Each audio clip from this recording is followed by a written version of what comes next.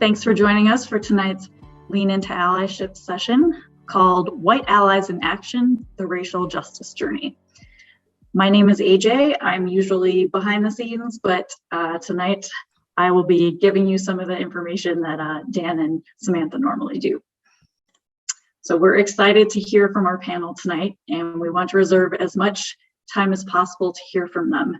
But we just want to cover a few quick housekeeping notes for those who haven't attended one of these sessions before. First and foremost, as you've heard us advocate in the past, if this isn't your first Lean Into Allyship event, we ask that you strongly consider donating to Nehemiah tonight, as we cannot and do not expect them to support these events and educate us for free. A donation helps them continue to do work like this in the community. We will send out a follow-up email after tonight's event, including a link to the session recording and any resources that are shared. So with that, we encourage you to minimize your distractions as much as possible and really dive in and be present with us. We will also keep the chat function turned off to allow the Nehemiah team to share resources throughout the event, but please do use the Q&A tonight at the bottom of the screen to ask questions. We will be looking for your questions. This hour is for all of us, and we are all participants, so your questions will help guide the conversation later in the session. Before we get started, we wanted to follow up on last month's Ally in Action Challenge, which was to take 3 actions aligning to the allyship pillars of educate, donate, and affiliate. So when we met last, you all shared the following items that you have and actions that you have taken. And so we hope that you'll take a look at these and they will inspire you to take action. So I'll just call out a couple of them. Sign language interpreter took training on the Black deaf community. That's very cool. Took the Black History for a New Day class.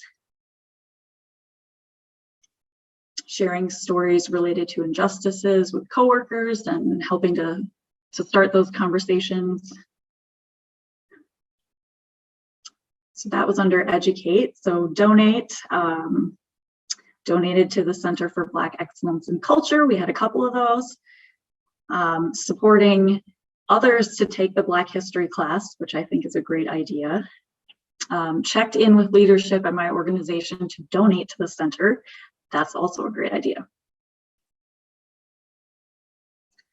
And under affiliate, facilitating for the Black History class, I recommend that.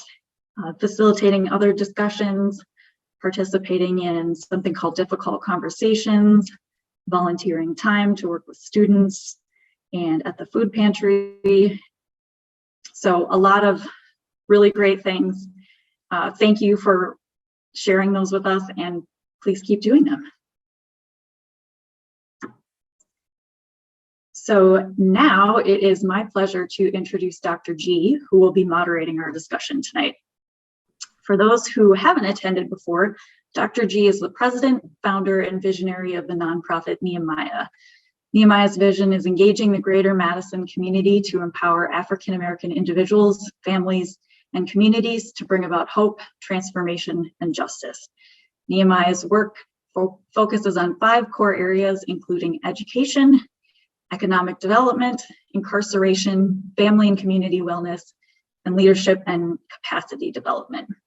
Dr. G has 35 years of experience in the space of serving as an advisor to leaders across the world, and he still makes time to educate, coach, and mobilize white allies like he's doing tonight. So thank you so much for your time with us tonight, Dr. G, and I will turn it over to you. Thank you so much, AJ. You did a fantastic job. So be careful. You might have talked yourself into some additional responsibilities, but thank you so much for filling in. I look forward to Lean Into Allyship. We've been doing this for about 2 years, and each time we come together, I get excited about thinking about how we engage in real meaningful discussions. So how did we land on discussions about race and racism in America and how to address it? This is a heavy topic. And so as we were preparing for upcoming sessions, I mentioned I don't want people to think that race is only about difficult conversations and innuendo and missing each other. I want people to know that we can build friendships, meaningful connections, and that people actually become allies and do things that are supportive. That is not just space to remind white people, you better apologize, you better apologize, you better be on your P's and Q's. And so I wanted to do that by inviting individuals who I consider to be allies, folks who have done things in the community, are doing things in the community that I think are very helpful. Some of them are folks that I am building relationships with, call them personal friends. And we just want to talk a little bit about their journey. They're not here because they are in trouble. They're not here because Dan probably is, but they're not here because they've done anything wrong. They're here because they just want to talk about their journey, because we want you to know that that it can really happen and that it does happen. The panel tonight includes Christy McKenzie, who is the founder of Pasture and Plenty, tremendous business leader who runs this food organization, this food company that likes to gather community around food. We're going to find out a little bit more about that work and the great work that she and her team have done in bringing resources to this work, which is just amazing. And I don't know what outweighs what, her culinary skills or her philanthropic skills, but they both rock. Next is Samantha Jefferson, who works for Dream Bank. I met her when this Lean Into Allyship really began. Samantha is a tremendous ally, has a huge heart, and is just thinking deeply about these issues and wants to put them into practice and wants to model something different for future generations, particularly her children and her family. So I'm so glad she's here. And last but not least is Dan Beltran, who works for American Family Insurance, who reached out to me a few years ago and asked if he gathered a few of his friends, if I would talk to them about next steps. And he brought 500 of his closest friends. And we had a discussion that evening about the next steps and how we focus on race. Those of us who are in this work know that after George Floyd was killed, after all of those things happened in 2020, after all the reports about what's happening with the pandemic, we knew that people were going to flood into spaces like this and flood out. We don't design this work. For those of us who have been in race work and healing and justice work for decades, we don't look for the masses. We look for the people who stay the course and stay the journey. Because believe me, there will be another incident and the masses will come again and they'll be tantalized and then they'll disappear when things seem to be okay. But for the folks who continue to move in this direction, I'm so appreciative. So Christy, Samantha, Daniel, I appreciate you all so much and your work and your willingness to be here. So how are you all tonight? Christy, how are you doing tonight? Doing great. I'm not sure if it's spring or winter, tell you what, but doing pretty great. I thank you so much for inviting us into the space for the conversation. Oh, my pleasure. Samantha, Really great. how are you doing tonight? I am doing good. I am super thrilled to be here. I am working through, some mild imposter syndrome that we talked about when we joined shortly before the call started. But I think that that's the honesty and vulnerability that we're supposed to lean in with, right, and bring with us along, hopefully along every area of our life. But just super thrilled to have been alongside you on these Tuesday nights, Dr. G, for the last, 2 years, and really just thrilled for this conversation tonight. I am too. Let's do it. Yes. And Dan, how are you doing tonight? Doing well. I'm doing well. It feels weird to be on the other side for the conversation tonight, but I'm looking forward to flipping the script and seeing where the conversation goes. So am I. So Dan, since I have you in the hot seat, why don't I start some of the questioning with you? Sure. Yes, I like that. So Daniel, how long have you been white? 32 years, probably my entire life. Shouldn't have probably given the age. Now everyone knows, but yeah. I'm sorry, that's not the real question. Oh man. All right. I'm sorry. That's just such a funny question. I was waiting for an icebreaker. So yeah, that's fine. That is my icebreaker. So I'll ask you all, we constantly talk about involvement looks like how you educate yourselves, how you donate, and how you affiliate. And some people are like, yeah. Just tell me what to do.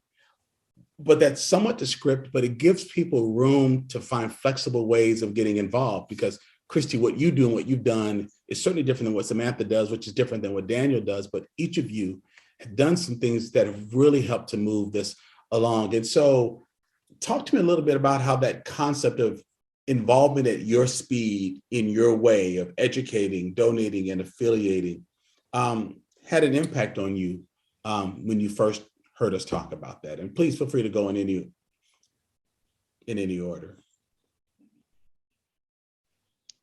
I'm happy to jump in since you had pointed the first question to me. I would say, as well as processing that, I mean, you mentioned that in our first Lean Into Allyship event, and I think that was maybe one of the first places I heard about it. To me, when I was processing it, donating has been the easier part of it. Just due to my privilege, it's easy to send some money, not think about it after that, and go back to my daily life. I think the processing and the harder part for me was the balance of educating and affiliating. Because you've shared in some of your podcasts, Dr. G, about how, well-intended white progressives can actually cause more harm to Black people. And that took me a while to process that when you shared that with Robin DiAngelo, and also about how those who are opposed to this work are more committed than allies are. So you start hearing those things and how you need to understand the history of our country to get involved. So where I always wanted to find the balance is not having to be educated in everything, having to have all the answers, because then you'd never act. But having a balance to learn the history enough to understand the root causes so that I would affiliate as well. And I think that was the balance I had to learn, is not to jump right in. That it's been a constant reinforcement of you can actually cause more harm than good by just jumping right in without having that education. So it is that balance that took me some processing time. And so I think that's been and I know that's going to be a lifelong journey moving forward. No, that's great. That's great. Samantha, how about you? Yeah, I love that, Dan. I think, so first of all, I think just the concept of, educate, donate, affiliate, I think maybe that just really clicked for me from the beginning, maybe in part to what I do in my corporate career, working in brand strategy and creative development. I love a good catchy copy set, right? Like just donate, educate, donate, affiliate. It just works. It just makes sense. I think it's something that people can, kind of, latch onto. But exactly what Dan said, it is not just about checking those boxes and filling in the blanks and, like looking good on paper in those areas. It is truly about finding how to pull that into like your personal purpose and your personal alignment. It's really always been really always made sense and been this really beautiful, actionable framework. I think that the biggest thing that the educate, donate, affiliate concept provides is really knowing when it's time to lead and when it's time to just zip it and learn and follow, and when it's time to come alongside and just kind of, like navigating the path and knowing, how to best serve and support, and just be a part of the progress, really just, progress over perfection, I think is like an important message as you go through this work, and recognizing that like our white fragility and the ability to choose compassion fatigue, or to be overwhelmed. I think we'll probably talk about that a little later, but those are privileges in and of themselves. And it's just, do it anyway, like find the place that feels authentic and, just truth for you throughout educating, donating, and affiliating, find that balance. And, you do the work. Samantha, that's really great, because each one of those elements connects your heart in some particular way. There really is some method to that madness, not just merely rhymes or alliterations or what have you. Yeah. Christy, Yes. you're proof of something that we want allies to understand. After going through our history class or some other experience, people really do want to be told what to do, because I think there's a lot of fear, particularly for white people, that they're going to do the wrong thing. Yeah. I would have never told someone, well, if you happen to own a bakery, what you could do is have a big citywide bake sale, and you could support these endeavors. I would never think to do that. So I love it when people use creative ways. With Dan and Samantha is creating this space for Lean Into Allyship. For you and Pastor and Plenty was a way of using food to bring people together and to help a cause, which keeps reminding us people do have the creativity for creating avenues for change if they just trust their hearts and not worry about doing the wrong think, and so I know this is the first time you've talked publicly about that level of support, but how did you get the idea that you would use the wonderful food that you and your team create to support better race relations? Yeah, well, I think first I want to say thank you for this framework, because the framework really helped me think about how to center my next steps as a business owner who has always been social justice minded, who has always really leaned into focusing on supporting the community with the different programming that we do.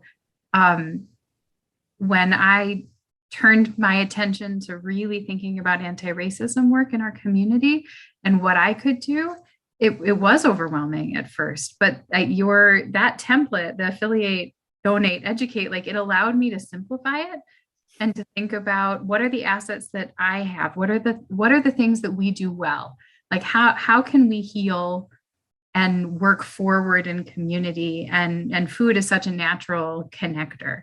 And I have to say, like, Bakers Against Racism is not my idea. It's this beautiful concept that came out of a bakery on the coast. And I saw Megan Heil at Madison Chocolate Company hosted a Bakers Against Racism bake sale. And I thought, oh, that's something we can do. So it's, for me, it wasn't about coming up with something new or doing something completely different. It was saying, what assets do I have? What space do I have? How can I kind of open up this concept to do more? And that affiliate concept was like, okay, who am I already affiliated with, and how can we all get together to do better and do more? But also, when I looked out and we did our first call for bakers, almost all of the bakers that we had on that list were white bakers. And I thought, why do I only know white bakers? And so we started to use these programs to develop and affiliate, like to create new networks in the community. And that's been, it's been so enriching. And it's like, it is this work. It is what you have asked us to do, which is get together, educate yourself, like figure out what's out there, find ways to donate to the good work that's already getting done, and then affiliate, which is, it doesn't stop with just sending a check. It is about creating community and creating space for that. So thank you. No, Christy, thank you. I won't divulge the amounts of the gifts and your generosity, because you're not doing this for that purpose. But I will say, having been in the nonprofit world for 30 years, the song and dance that I've had to do to receive the amount of dollars that Bakers for Change have helped to generate, that Pastor and Plenty have helped to generate for the movement, is incredible. And when I walked in and saw people picking up food as a part of this process, I was floored, because I heard about it in concept, but to walk in your store, in your shop, to see that happening was empowering and humbling at the same time. But again, I want to say your level of philanthropy and support is just amazing. And I want people just to realize ideas that might just seem small and not necessarily that grandiose can really be history making. So thank you for following through on that idea. I'd love to ask you all, how are you changing through the allyship journey? Because I often will hear people say at a few of our history class sessions, okay, I want to hear those stats again, because I've got a cousin I want to talk to. I've got a neighbor I want to debate, or I want to bring this up at my PTA or PTO. But I love it when people realize, you know what? I've got to secure my own mask first, and then I can help other people put on theirs. And so I'm just curious, and each of you, have humble personas. And so I'm not asking you necessarily, I don't want you to feel like I'm asking you to portray yourself like this great person who doesn't make any mistakes on racial lines. But if you could just talk about just some of the ways that you see true change that you hadn't anticipated in yourself, or how you navigate your world because of focus in this area. I think it'd be important to share with folks. Samantha, can I start with you? Yes, of course. I think that kind of going back to just acknowledging that healthy imposter syndrome is okay. I think that is through all of this work, just maintaining the humility and the honesty to know that, we don't have all of the right answers necessarily. Now we didn't have them when we started, but we know why we're here, and we know what we are working towards, and the fight and progress that we are, committed to. I think that vulnerability and that humility means that, you are arriving to a place that you haven't been before, right? From a place that you are very, systemically and purposefully built into. I think that one of the biggest realizations for me in the way that I've changed is just like really understanding the way that our systems and our existence truly in this country are built, and that it is not our, fault necessarily, directly our faults, Sure. that we are in this place, but it is absolutely our responsibility and our obligation to make sure that we are changing for the future, for the now and for the future. I think it is like feeling that so much disengagement comes from maybe like the guilt or the fragility, like you can't not feel that. You can't not go through this work and learn the truth of where we have come from and how we got to where we are now, and not feel a deep sense of, horror and, just heartache and tragedy and guilt and some embarrassment and all of those feelings. And you can't let that be your reason to stop. That is your reason to keep going. I think that has been, one of the biggest pieces through the journey. Just cannot stress enough how impactful and important courses like Black History for a New Day are for truly everyone. Having taken that course, I think through this work, and definitely the foundation of that course, I am, forever changed in such a deep way, because it starts from, the beginning. It isn't just the here and now. You really learn, and you show us and teach us and ingrain and really dismantle what we've known about how we got to where, we are today, and the importance of, Black history is American history. It's all of our history, right? And without understanding that, like, we can't be, purposeful in our work. But I think just knowing that it is this continuous journey of discovery and unlearning, and truly that silence and complacency, that is violence, right? That is a version of, inaction is, I think lending to the opposite effect that we are looking to make. I think that just like the biggest message, knowing that you just keep going because it is the right and the necessary thing to do, and that we are either helping to dismantle or we are directly contributing to.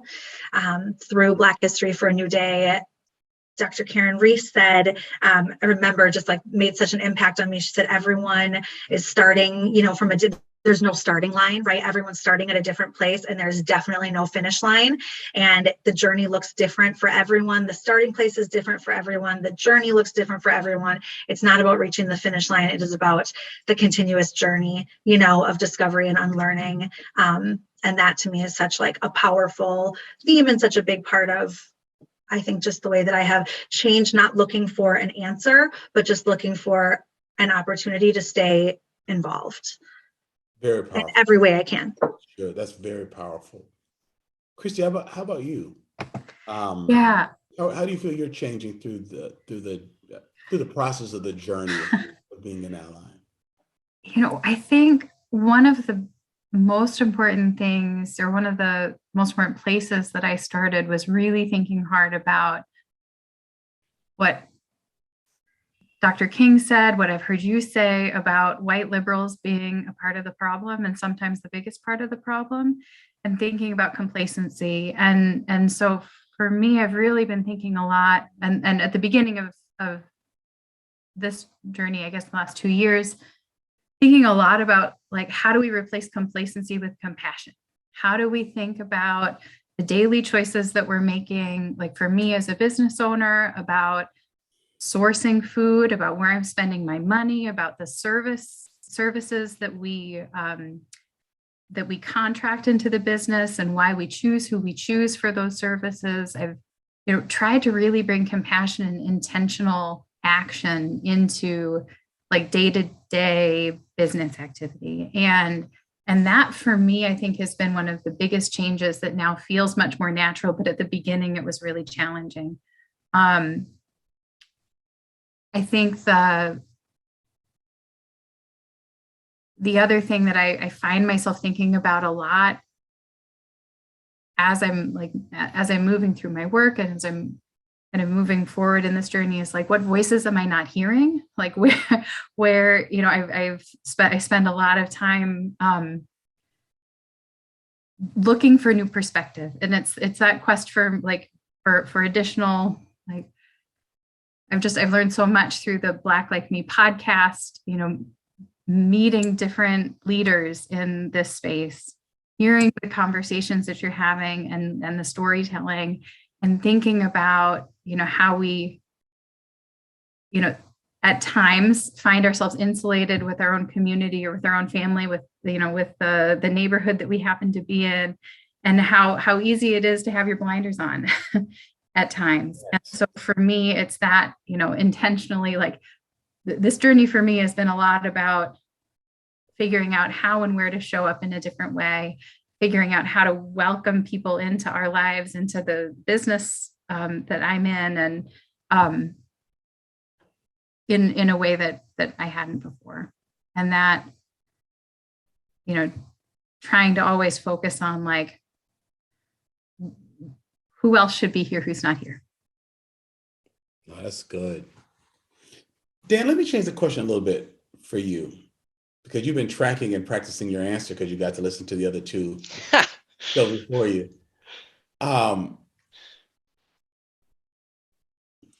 What's some of the personal costs of becoming a true ally? And you can actually touch upon how you've been changed as well, but what's some of the cost, either in psychic energy or relationships where conversations come up, or how you think about space where you do business? Tell me about a personal adjustment you're making as you've sought to be a friend. You and I, are friends. Mm-hmm. Tell me a little bit about some of the personal cost of becoming an ally. Well, as you talk about cost, I don't know if this will directly answer, so I'll come back to this as well. But I think I want to touch really quick on what Christy was saying, and as far as daily actions, I don't know that this is a cost. I think it's looking at how do you center your daily decisions around, centering how you can help the Black community. So to me, it's not a cost. But when we moved to Milwaukee, for example, the first thing we looked at was how do we either, put Finn, who's my 2-year-old son, in a Black-owned daycare, or in a daycare where he was around kids who don't look like him. Like, that was very important to us, and that's not necessarily directly in our neighborhood. That is something that was a very intentional decision, so that he grows up seeing the beauty of those who don't look like him, right? Exactly. The excellence of those who don't look like him, while supporting someone who is discriminated against from others, right? And so giving them the benefit of the doubt. So I don't know if that's a cost, but I just wanted to echo what Christy was saying in how you, I think that was one of the mistakes early on that I made, is I was so focused on how do I change the world, right? This is such a big thing. How do I change everything around me? And I think one of the big changes that came to me is, how do I change my world? Where do I have influence with my family, my community, my center of influence? And so that's where, we have different books for Finn now. We're teaching him about Black excellence, and not just the challenges, but where are they excelling despite everything? And so I think those are differences from how I was raised, being very intentional with Finley, being very intentional with helping others in the community. But I think that was a big one when I just focused on what I could control.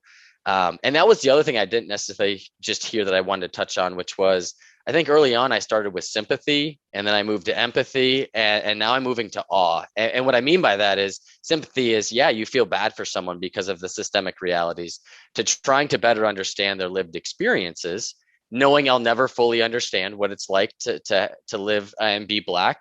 But also now it's awe, which is, I don't think we focus on enough of the brilliance, the beauty, the excellence. And so I try to equally spend my time viewing everyone who's thriving, and not just on the challenges, and celebrating that, because I think we focus rightly so on the challenges, but I think that was a huge journey for me as an ally to not just focus on that. So I did want to share kind of a little bit of that I don't know that there's a huge cost. It's just small daily actions that you can change, but being willing to sacrifice some convenience, being willing to sacrifice some things to get out of your comfort zone. Otherwise, I would argue you're not taking enough of a step. No, that's very important, because Dan, I've had conversations with people over the decades who have said, "Oh, I want my children to have a more cross-cultural experience," and I say, "Well, why don't you do this, or bring your kids here, or I'll suggest things," and people will say, "Well, that's kind of far. We have soccer on that day. We got my own church. I got my own Cub Scout group." I was like, "Hey, I'm just trying to throw out ideas, because my child is around white people. My child is around non-Black people. I thought you said you wanted to do this." So people want to lament that they don't have it, so that they're seeking for it, but they don't want to find a sitter or someone. And there's different skills that Finn is going to learn, or things that you pick up when there's a different worldview, a different take on excellence, and just the ability to survive and thrive and love in spite of all that's going on. And so you'll find that people will be like, are you worried he'll be safe? Like, what's the zip code? But then you'll also find out that he's going to grow up not thinking about, oh, teachers shouldn't be Black. Oh, doctors shouldn't be Black. Lawyers can't be. You have to be intentional. My mom was intentional about putting us in cross-cultural spaces, and it's why I'm able to do what I'm doing today. So I think that is a cost, because the cost is convenience. And many times it's just convenience that keeps us from building better race relations. Either of you can take a stab at this. Not everyone has to do this, because I have enough questions to kind of go through to give us. But are you surprised by how pervasive or not the topic of race and racism is within the white community?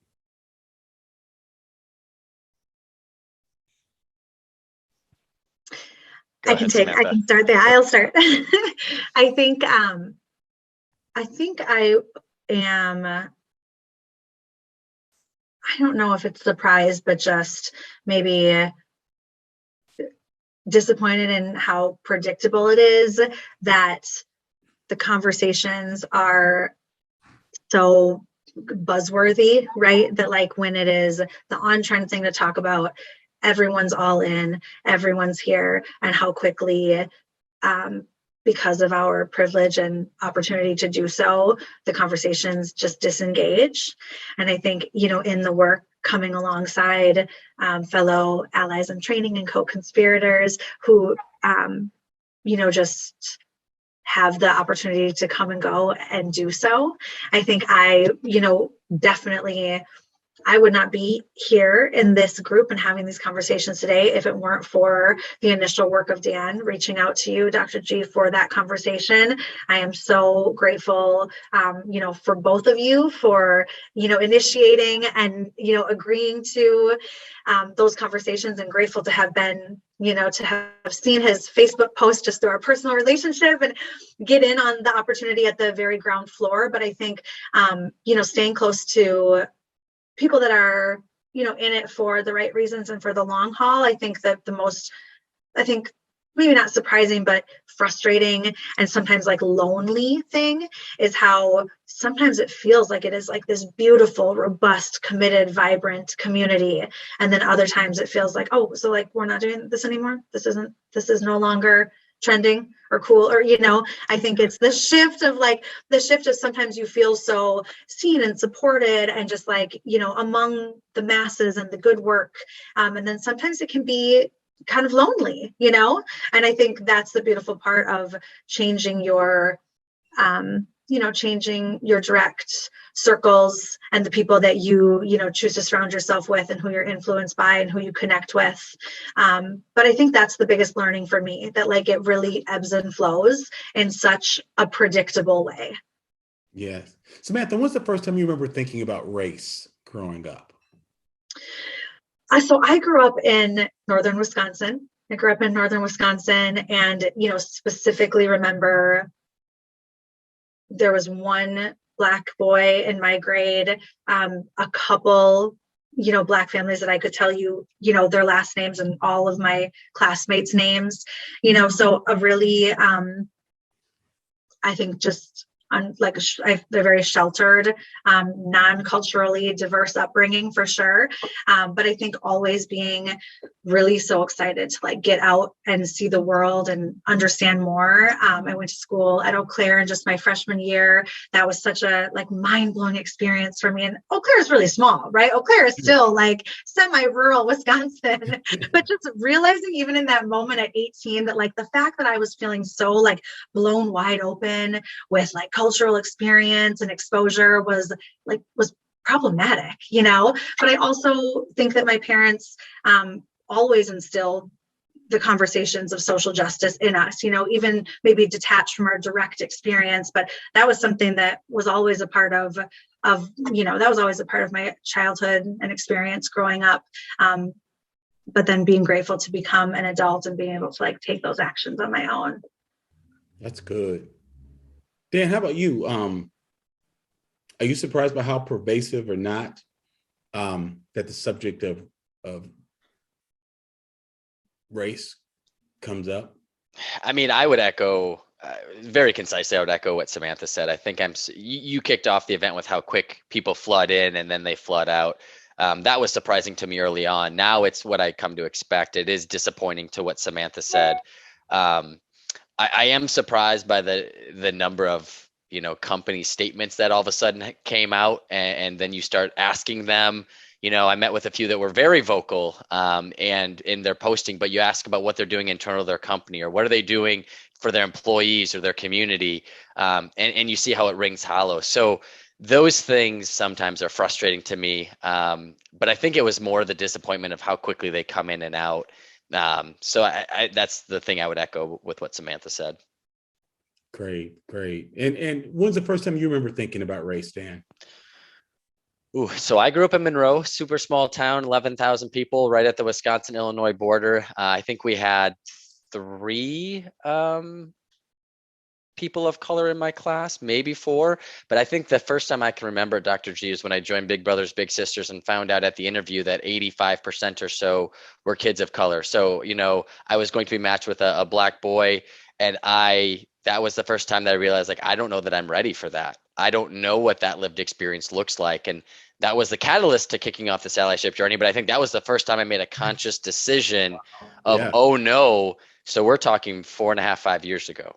We're not talking that long ago. And so it was never a point of discussion at home. It was never brought up. And so, yeah, it was very recent. So did you become more aware of his Blackness or your whiteness? My whiteness, very, very quickly, and how I would have to learn his lived experience and his actual, how it's different than mine so that I could actually effectively mentor him. Because someone had told me, the reason I was so aware of it is it the white way or is it the right way? And I viewed those as synonymous when I heard that, right? Ignorantly, I thought, well, if it works for me, it would work for him. Absolutely not. That is not how that works. And so that completely led me down a different journey, but made me realize how many privileges I had when I had just been living blindly my, first 27 years of life. You feel like you made mistakes in that friendship? Oh, absolutely. With my little? Yes, absolutely. But he's very forgiving, and now we're actually reading about it, and I'm teaching him our country's history. So, he's very forgiving, but it is one of those things that you'll make slip ups, and he might look at me or say, that's not how it works. But that's because we have that trusting relationship. But I think that's part of it, is not to shy away from it. This is an opportunity to develop and coach each other. And Dan, I appreciate the fact that you leaned into that, and you didn't go into it for that reason. But sometimes people are afraid to put themselves, the saying goes, in harm's way, but I would say in racist way, not racist, but in the way of cross-cultural gatherings, because people will say, well, I don't want people to think that I'm just mentoring because they're Black, or I'm just speaking because they're Black. But the flip side of it is to ignore them because they're Black or not sit next to them. So there's so much fear around doing the wrong things. And I just want allies who are on this show to know Black people are fairly forgiving. We can be loud, we can be boisterous, we can be frustrated, but you know where you stand with us. But we're not holding each of you responsible for the sins of this nation or this world. And so we want to free people from the fear of speaking to us when you see us in person or getting to know someone, because we're not going to be like, oh, you're just being nice to me because I'm Black. And so I'm just glad we pressed through, because a lot of people avoid hiring cross-culturally, dating cross-culturally, befriending cross-culturally, because if I do something wrong, the assumption will be, I'm a racist. And so it's just wild. I was watching this crazy episode with my daughter of It's Always Sunny in Philly. I think that's the way the title goes. That shows that I shouldn't even admit in public that I watched that show. But there was one scene where anyway, I won't even go there anyway. It's not even worth it. It's funny, but it's not even worth it. But I will say it now. People think is how bad is it? People are thinking, well, are we cannibals? And the first person in the morgue didn't want to eat. And they said, is it because they're Black? Am I a racist? Oh my gosh, am I cannibal and a racist? And I kind of laugh because it kind of goes into that.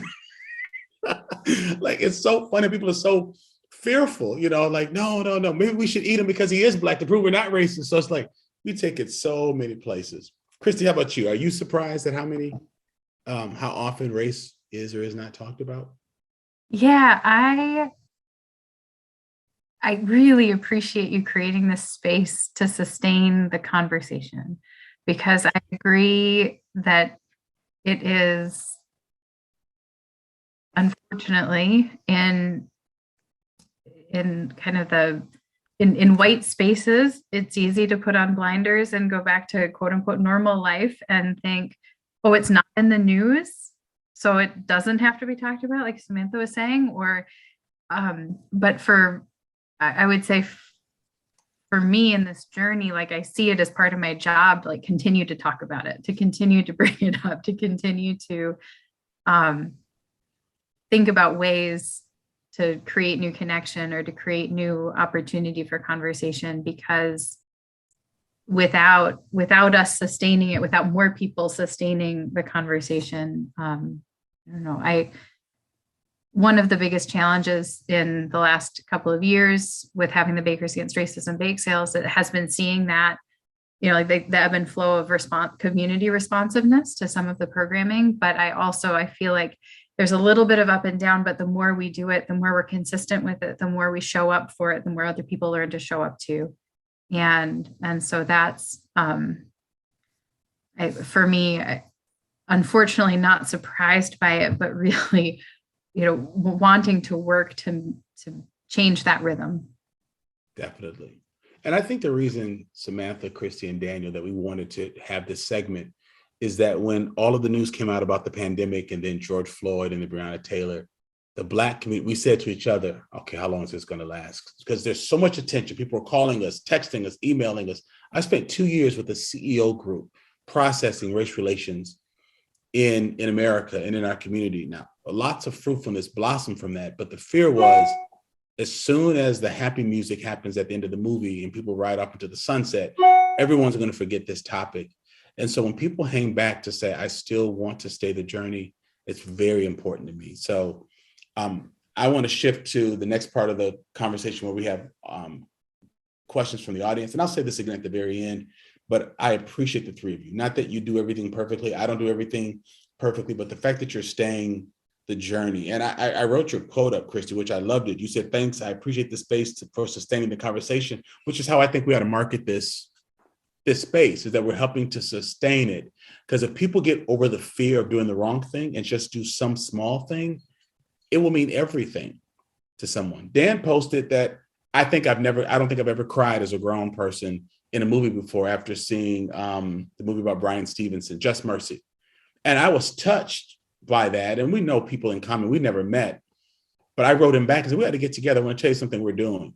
And then we planned a movie. I kind of forget that we planned a movie to have a talk back, but it started with a tweet about how he really felt about something, because he didn't know that this was our true criminal justice system. And here we are sitting here years later. So people tweeting something, people doing something out of sheer sincerity will touch someone. So I want people who are part of this discussion tonight to understand deep touches deep, sincerity touches sincerity. And when someone's sincere in something, someone will notice it and it will go somewhere. So I really appreciate that. Someone asked, could I just give an example? Like, what is an ally? And I know people are trying to think, are we allowed to answer that? We're white, you're Black. Tell us what an ally is. But for those of you that have been around me these many years, how would you describe what an ally is for Mary, who's asking that question? Dan and Samantha, I've had a lot of interaction with you two. Would either of you like to take a stab at that? I mean, I'm definitely, I'll keep it concise again. I would love for Christy and Samantha to chime in as well. I mean, for me, an ally is someone who actively works to, dismantle the race, the racism or the systemic realities that exist. So what I mean by that is you're taking the time to educate, taking the time to understand our history, learn the root causes of the issues that are out there, and then take action. I mean, it all comes back to, the educate, donate, and affiliate. But I want to stress, when I think of an ally, some of it is just don't treat people differently. I say that, but catch your unconscious bias. Be self-aware of how you treat people different. And I would also say, to reinforce what Samantha said earlier, if you're not taking an action against it, and you're staying silent and or working against it, there is no middle ground. Either you're actively working to solve it, or you're on the other side if you're staying silent. And so I think to be an ally, you are taking an action to change your world through daily decisions. It doesn't have to be this monumental thing. But I would stress the reason that Dr. G calls us would-be allies. You don't get to give yourself that title. I think that's the big thing in allyship I learned. I had someone tell me, you don't get to call it to whatever group you're trying to support, whether it's race, LGBTQ+, whether it's gender. The people in that community call you that from how you show up on a daily basis. This is not you make one big act and now you're an ally for life. This is how you show up for a lifelong daily interaction with everyone. And I think that's a key piece that has fundamentally changed how I view being an ally moving forward. That's great. And Dan, you are an ally. Sincerely, each of you. That's why I have you on here. That just, I've not called you would-be allies because of what you've demonstrated. Christy, Samantha, would you like to add anything to what Dan shared? I can say, here for sure to everything that Dan said. Something that was really impactful for me a couple months ago, Dr. Terrence Green was a guest that we had on. And I mean, so many just gems and incredible nuggets of wisdom that he shared, but something that I have, shared back from his content, and just I think a very basic way to describe allyship and, co-conspirator work. He talks about, you don't learn to swim by reading books about swimming, right? It is about getting in the pool. So I think that allyship is getting in the pool, and whether that means you want to dive, off the deep end, or you want to do a cannonball off of, the board, or you want to slowly tiptoe your way in from the shallow, zero depth entry. I think it is just however works for you to get started, just get started and don't stop, and just do, truly the next right thing. I think it is, you're not going to learn by reading about swimming. You just got to swim. I have a visitor, so I'll wrap it up and let Christy go. Christine, would you like to add anything to that? Yeah. Oh my gosh. Hi, cutie. Dan and Samantha, you both covered it so well. I would say I don't think of the work necessarily that I do every day as allyship, but I think of it as showing up to do better and showing up to do something different, showing up to question equity of access and for me, it's it's all about daily practice. It's about thinking about the sphere of influence that I have, and I'm an entrepreneur, I'm a business owner, I'm a woman. I have certainly not necessarily had as easy a track as a white man might have, but I have certainly had a much easier track than a lot of my BIPOC counterparts.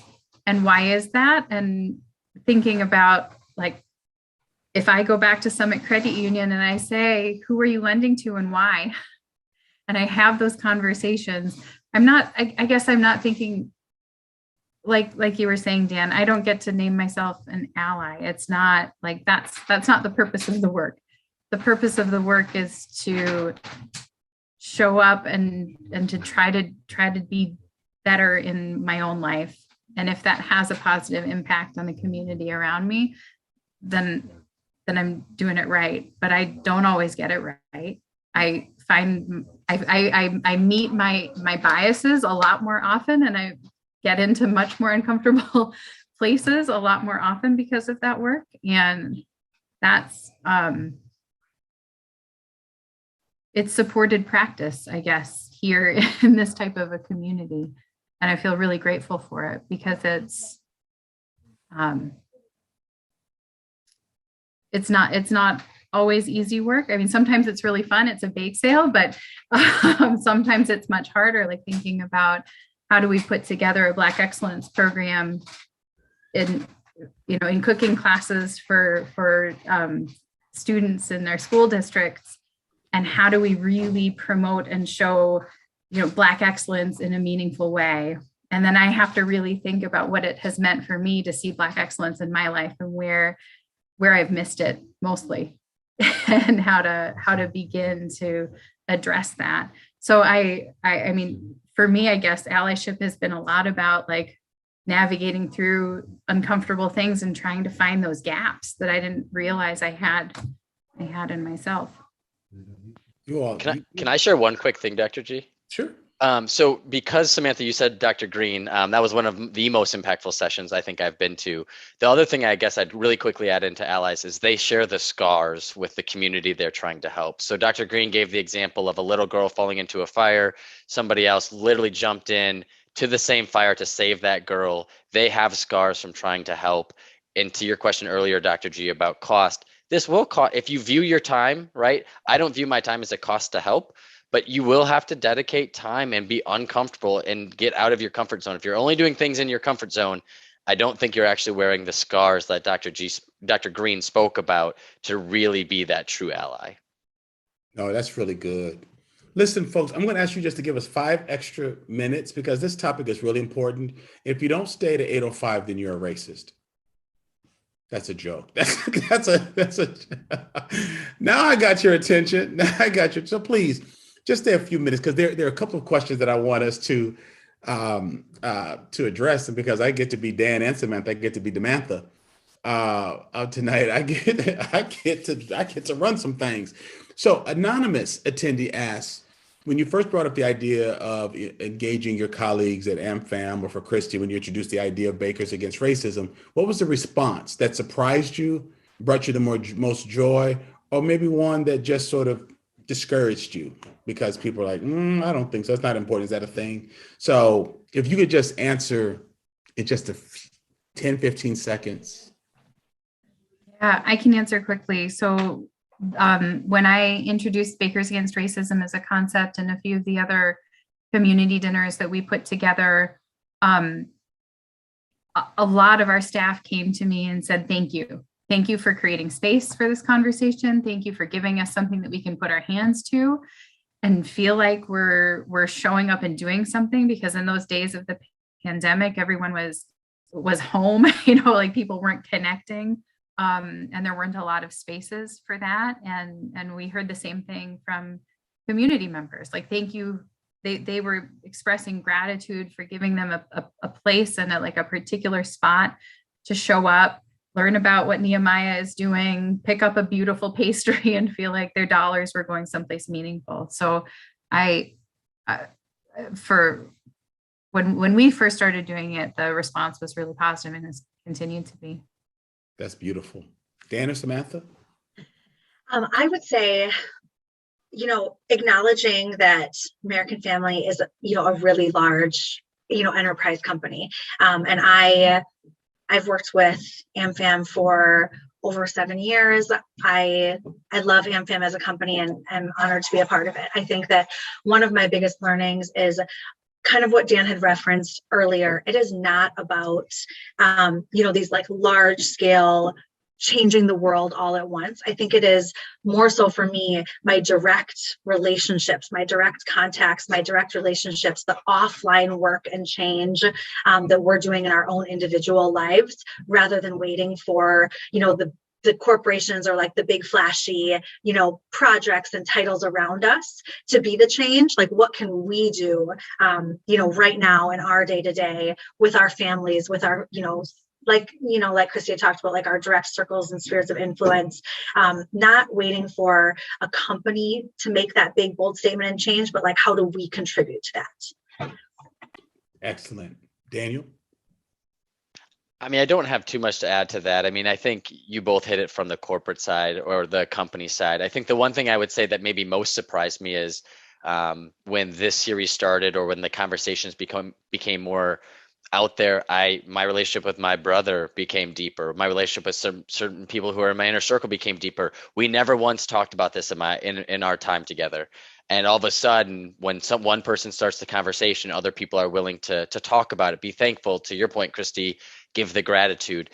On the inverse side, to answer kind of the third part of the question about illustrated the journey long term, you're going to have just as many people who are, vehemently opposed. And I don't want to just focus on the positive of those who come in. Part of it is figuring out how to handle the people who don't believe racism is a thing, believe in meritocracy and pull up from your bootstraps. And, it's all on the individual person. I think figuring out how to engage with those conversations and coming at it with patience. And as Tyler said, making sure you're not just trying to be right, that you advance the cause. Being very mindful of how you show up to those conversations. And I think for me, that's the long-term piece, because you can plant a seed today and see how that continues to grow. And some people just won't be changed. So just be mindful of where your energy is going as you continue in this allyship space. That's you guys have just done such a fantastic job. Let me just touch upon one thing. Dan's a friend of mine, and he wrote that as a Korean American, he's on this journey towards allyship. It always feels on the outside, because so often we talk about these in terms of black and white, and like, how do you get involved in the discussion? And Dan, one of the things I want to remember, and we can talk more offline, that this is really not about color, but it's about social construct. And so when we talk about white, we're not talking about ethnocentricity. I mean, we're not talking about European centricity, a centeredness. We're really talking about a power construct that's rooted in whiteness, that excludes blacks, because that's the furthest deviation from whiteness. But even calling Asian folks yellow is not what folks in China, Japan, Korea call themselves, any more than people in Ghana call each other black. We're Ghanaians, we're Africans. Like, it would be just like people in Europe didn't call each other white, they called each other European. Or if they broke it down, Norwegian, Dutch, Russian, Czech. But to a lot of us, they'd be like, well, they look similar, their skin tone similar, but yeah, but they're very different because of nationality. The point is, we're trying to address the power structure and not just how black people and white people not see color. It's really about a power dynamic. And what's happened historically, Dan, is that the white community has pitted Asians and Asian Americans against black folks.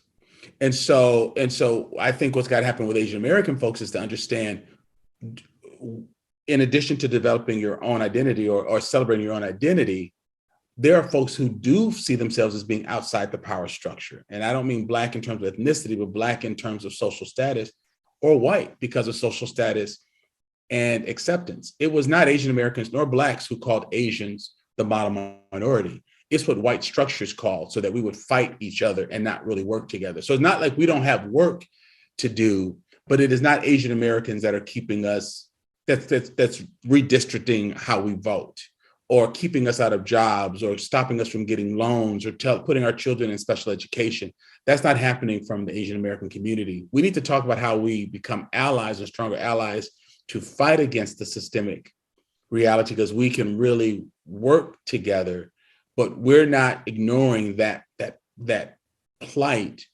Civil rights opened the doors for people from Asia to come to America and create wealth and not have their money taken away from the United States government like it had been in the 19th century. But history doesn't teach us that. So Asian Americans fight Black Americans without understanding that our grandmothers marched so that your grandmothers could raise their children here. History doesn't teach us that. So we keep fighting against each other like we're fighting over the same pieces of cheese, And so we have to understand history also to understand on whose shoulders do international families and Asian families stand on. And I think for the Black community, they're really wanting people to understand that, because if there's a deeper appreciation for the doors that Black people have opened for everyone, I think Black people will feel seen and then can engage in activities. But when we've done that, so that history shows that we've opened doors for people from Asia to not have the United States government take their money or forbid them from going back to Asia to bring their families back, that was changed because of civil rights. I was taught that by an Asian American brother. I think if people understood that, it would change the dynamics between Blacks and Asians. And so I think we've got to look at history together so that we can begin to move ahead. But that's a very important question. And we might even just bring that up as a topic to understand that. So it's not ignoring any other ethnic group. We're really talking about power dynamics and acceptance and white privilege because of the systems that are maintained and that are challenged. And with that, I want to just say, Christy, Dan, and Samantha, you all have just done a fantastic job. I'm proud to know you all. I'm proud that you're in this journey with me and with us. And another thing that an ally does is it gives people a chance to vent, to be ourselves, and to say, this is what I've endured, and to know that you can just let it go and then go back into engaging others. So I appreciate you all for just creating that space as well. Siobhan, I'm going to let you come on and just talk to us a little bit about volunteer opportunities. And AJ is going to give us some closing. And for folks, thank you for staying on for the few extra minutes. It means a lot to us, and most people have. So don't go yet, because we want you to hear these opportunities. But thank you all so much. But again, a special thanks to our special guest and for AJ, our guest host. Absolutely, Dr. Gia. I, of course, echo that as well. Being newer to Nehemiah and having this be one of the first introductions to the work that we do, I love Lean Into Allyship. And I feel very grateful to be able to share with you some of the work that Nehemiah is constantly doing during this event. So if you saw on that first slide, volunteer at nehemiah.org is one of my favorite things to pass around, because that's how you can reach out to us, reach out to me. If you ever get the impetus to just do some work to assist Nehemiah and assist your community. So go ahead and flip to that next slide there. Under Educate, we do more than just Lean Into Allyship. We support more than just Lean Into Allyship. There are other events that we host and support.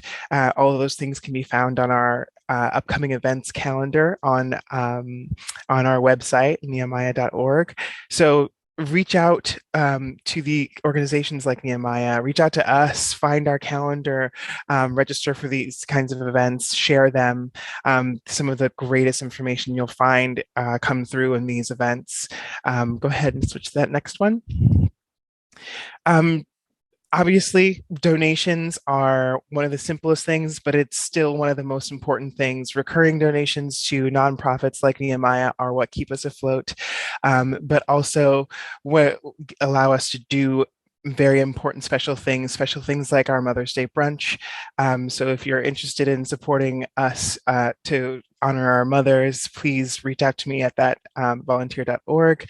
There are many opportunities to support this event and the mothers in our community going forward. And then let's switch to that last one.